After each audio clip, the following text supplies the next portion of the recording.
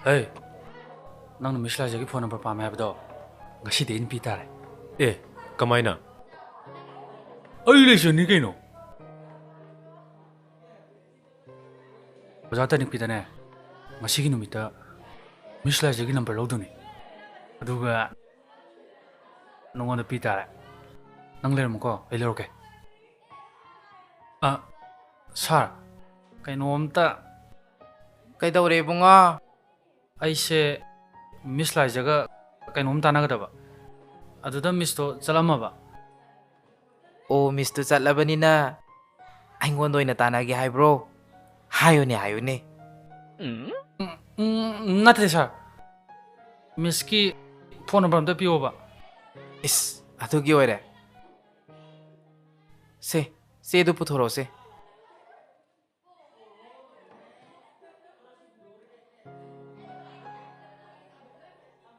Ah, 9615293846. Yare ko. Thank you sir.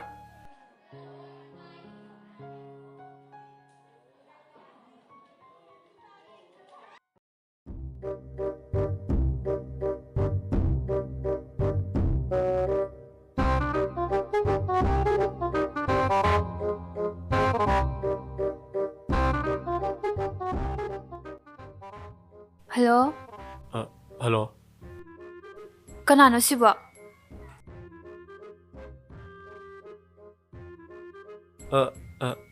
Aigi ming changkhon ba?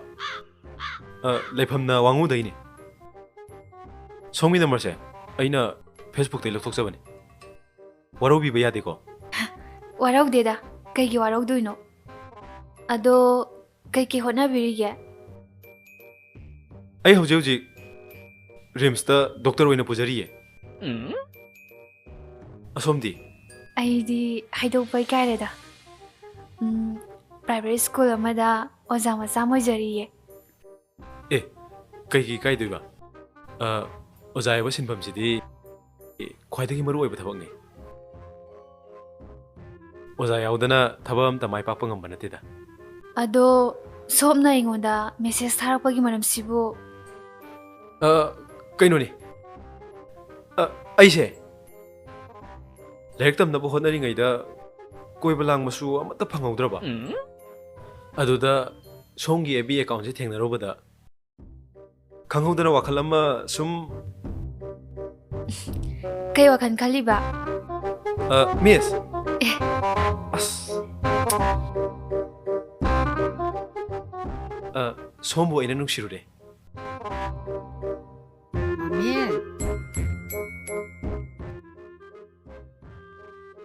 Ay emergency patient ama lae. Kitang ture. Ay ko na mu tawrage ko. Haima.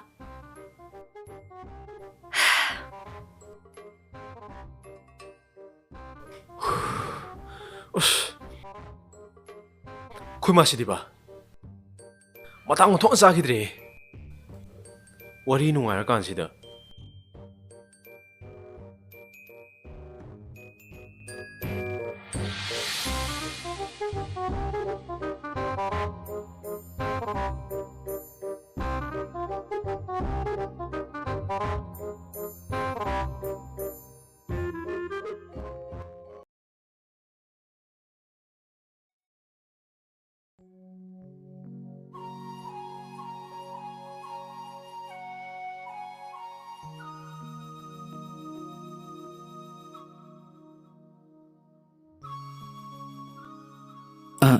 Miss, kaidaurage?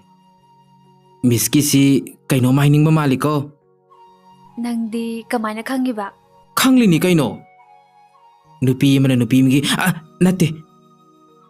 Nupi mana nangi thamoy gi mami do maithong na tai hai ba? Ai thamoy daga mami amta tade ko. Yare bema khangjare. Ngasi phauda khoimu matangang driba laijabu. Karamba sakti sen ba khoimu no ne.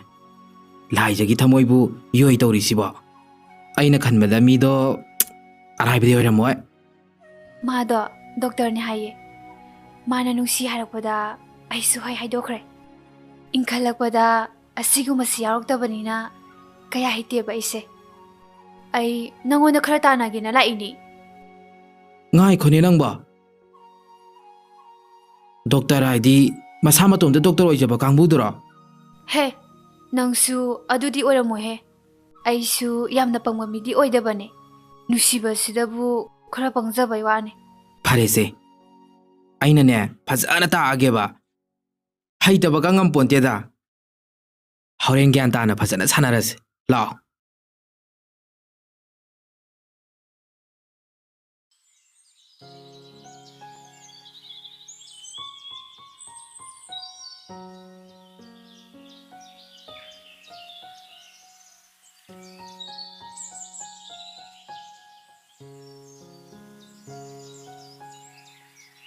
ꯏꯇꯥꯎ!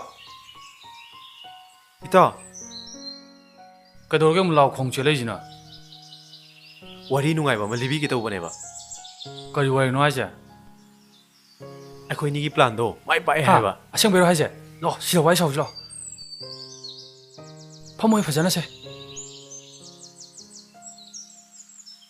ꯑꯁ ꯂꯧꯕꯨꯛꯇ ꯆꯥ ꯀꯩꯀꯥ ꯊꯤꯜꯂꯨꯏꯅꯤ.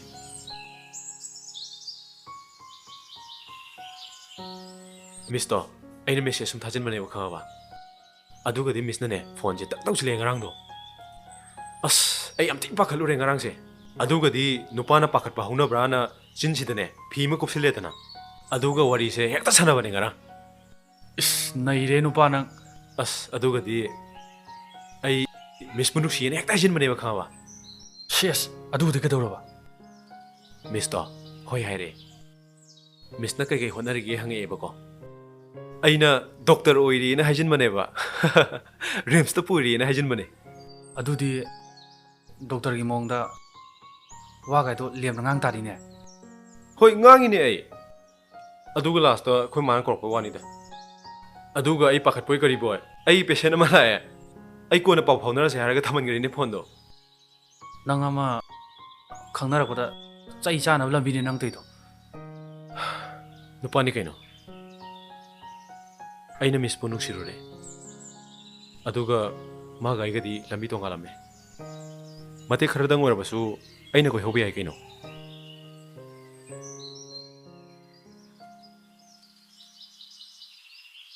ꯑꯌꯥ ꯁꯥꯎꯔꯤ ꯃꯥꯜꯂꯦ. ꯄꯥꯝꯃꯦ ꯉꯥꯏꯈꯣꯅꯦꯍꯦ. ꯃꯁꯤꯗꯤ ꯃꯤꯅ ꯐꯥꯒꯤ ꯇꯧꯋꯤꯒ ꯑꯝꯇ ꯈꯪꯗꯦꯃꯤ.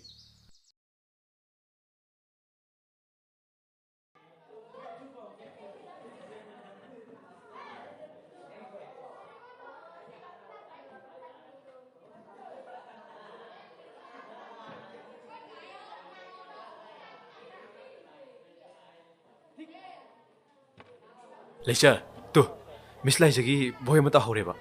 ꯀꯗꯥꯏꯅꯣ ꯌꯦꯡꯒꯦꯕꯤꯔꯣ?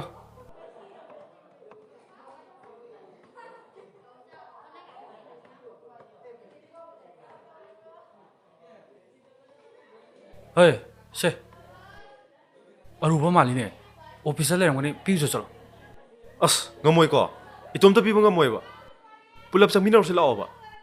ꯌꯥꯔꯦ ꯅꯪꯁꯨ ꯅꯨꯄꯥ ꯅꯠꯇꯧꯗꯧꯅ ꯆꯠꯂꯨꯅꯦ. ꯅꯨꯄꯥ ꯑꯣꯏꯔꯁꯨꯅꯦ ꯑꯄꯥꯝꯕ ꯅꯨꯄꯤꯒꯤ ꯃꯃꯥꯡꯗꯗꯤ ꯊꯧꯅꯥ ꯄꯨꯝꯕ ꯈꯨꯏꯊꯔꯛꯏꯅꯦ ꯅꯪꯕꯣ. ꯌꯥꯔꯦꯕ ꯄꯥꯃꯦꯟ ꯆꯠꯂꯨꯆꯣ. ꯃꯤꯁꯅ ꯀꯩꯁꯨ ꯍꯥꯏꯔꯛꯇꯧ ꯅꯠꯇꯦ. ꯑꯗꯨꯒꯤ ꯃꯍꯨꯠꯅꯦ ꯊꯦꯡꯀ꯭ꯌꯨ ꯍꯥꯏꯔꯛꯇꯣꯏꯅꯦ. ꯑꯦ ꯑꯁꯦꯡꯕꯩꯔꯣ ꯍꯥꯏꯁꯦ? ꯑꯁꯦꯡꯕꯅꯦ. ꯃꯥꯅꯦ.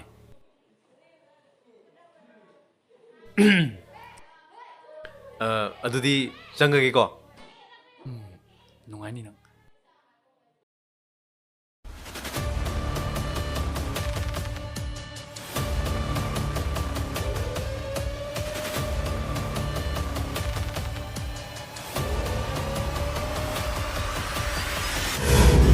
ꯅꯨꯄꯥ ꯑꯩꯈꯣꯏꯅ ꯄꯥꯝꯗꯕ ꯀꯥꯏꯁꯦ ꯏꯝꯃꯤ ꯐꯥꯎꯕꯅꯦ ꯂꯩꯅꯤꯡꯗꯦ. ꯍꯦ ꯂꯋꯥꯏ ꯅꯨꯄꯤ ꯂꯨꯍꯧꯕꯤ, ꯅꯪꯅ ꯃꯄꯣꯛ ꯆꯥꯝꯃ ꯆꯥꯝꯃꯗ ꯑꯩꯕꯨ ꯇꯥꯟꯅꯗꯨꯅꯁꯨ ꯑꯩꯒꯤ ꯅꯨꯡꯁꯤꯕꯗꯤꯅꯦ ꯅꯪꯉꯣꯟꯗ ꯃꯆꯦꯠ ꯑꯃ ꯐꯥꯎꯕ ꯄꯤꯔꯣꯏ. ꯄꯥꯃꯦꯟ ꯑꯩ ꯅꯪꯒꯤ ꯅꯨꯡꯁꯤꯕꯗ ꯉꯥꯎꯔꯦ ꯄꯥꯃꯦꯟ. ꯑꯩ ꯅꯪ ꯅꯨꯡꯁꯤꯌꯦ. ꯑꯣꯏꯊꯣꯛꯇꯕꯅꯤ. ꯁꯟꯅ ꯁꯤꯕꯒꯤ ꯃꯅꯥꯛꯇ ꯂꯦꯞꯄꯕꯗꯤ ꯄ꯭ꯔꯥꯏꯖꯁꯤ ꯐꯪꯉꯦ ꯍꯥꯏꯕꯗꯣ ꯇꯥꯍꯟꯒꯅꯨ. ꯃꯤ ꯑꯃꯅ ꯄꯥꯝꯗꯕ ꯀꯥꯏꯁꯦ ꯌꯥꯝ ꯄꯥꯝꯗꯕꯅꯤ. ꯅꯨꯡꯁꯤꯗꯕ ꯀꯥꯏꯁꯤꯁꯨꯅꯦ ꯌꯥꯝ ꯅꯨꯡꯁꯤꯗꯕꯅꯤ. ꯑꯄꯥꯝꯕ ꯄꯣꯠꯁꯛ ꯈꯨꯗꯤꯡꯃꯛ ꯅꯪꯒꯤ ꯑꯣꯏꯒꯅꯤ ꯈꯟꯕꯗꯣ ꯅꯪ ꯂꯥꯟꯒꯅꯤ. Sir, yengutu. Discipline gi wangmada aigi satra oriba mahakna ngasi aigi boysida phajadaba wahai wata sijinaduna iri. Sir na Pamen gi mathakta chapchaba punishment pibiyo.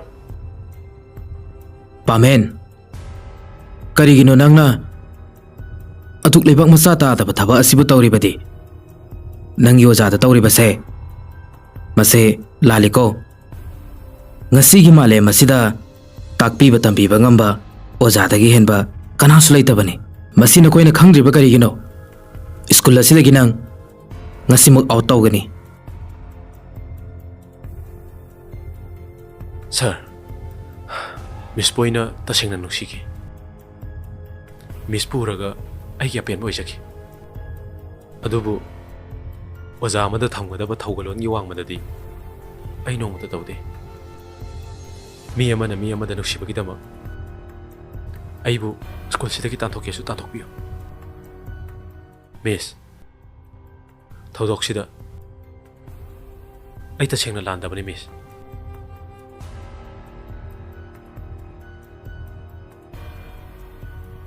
Aigi nungsiraba school asigi student singda ngasi wafam kharadang thamge madudi school asida tamliba satra satri khuding makna thaksi khasi haibadi discipline ase ngakna sapiyo thabak ama taw matamda mina kari haiki gadage haibase afaba masung phattaba ani gi nak yet jengduna thabak ado pangthok pi gadabani.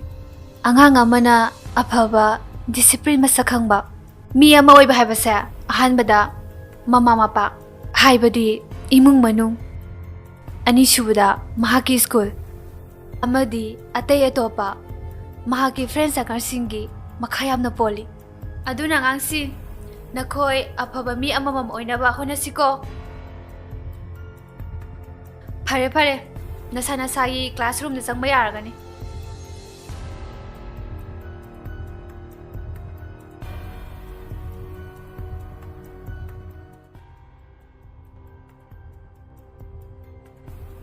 Miss, Miss amta ngako.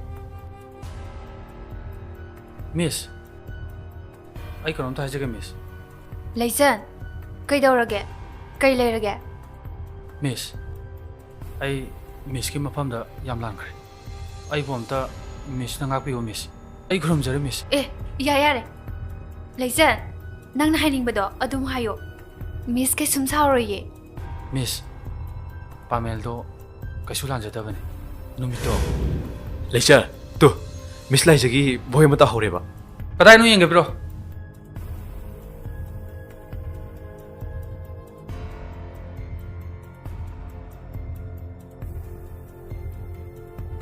Hey, se. Aruba maline. Officer le ramani piso chalo. Ape pa wakan jenba. Ngahaki aning matoroba. Aina soyone Miss. Ai boina school asidagi tanthoju tantokpiyo. Pamel budi lana lobigano Miss.